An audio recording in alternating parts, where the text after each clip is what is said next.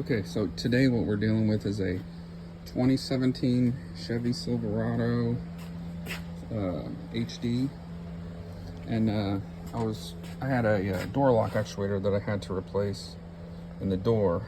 And normally on some of the older cars it's not that bad, it's just a few bolts and it slides out.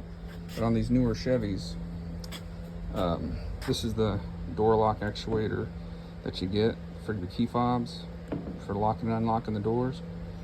And you have to take this upper assembly out as well. They're tied together with this rod, but they're also tied together with this cable, and you really can't get them separated in the door, or at least I can't. Maybe somebody else can. But so to get it out, you have one bolt here for the actuator, and then 3 bolts here, and then the actuator will be loose and it'll have a connector. You take the connector out, it has a red lock tab. You flick the lock tab and then you can unplug it, and you take the rod off. But then you have to take the window track out. That's these 2 bolts here. That's the inner window track. It sits in there approximately like this, but it'll be inside the door skin. You take those 2 bolts out and then you can fish this out.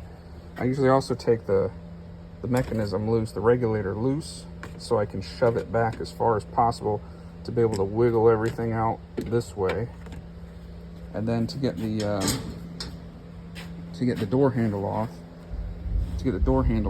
from here, you have to take this. There's a plug here with a bolt in it. It's like a T30 or a T25. You take that one out, and then you can pop the back cover off. And then there's a bolt here. You take that off, and then you can kind of slide the mechanism back and then push it inside the door. And then is the hard part. Then you got to fish everything.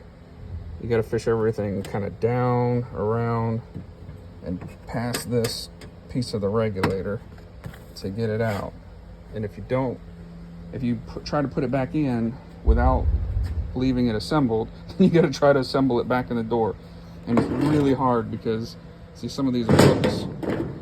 It's trying to get those reassembled back inside the door is almost impossible. It's just easier to take it out as an assembly, I think. So hopefully that helps, and maybe it would deter somebody from getting involved in something that might be a little bit too big for them. But if you need to save money, that's how you do it. Thanks for watching.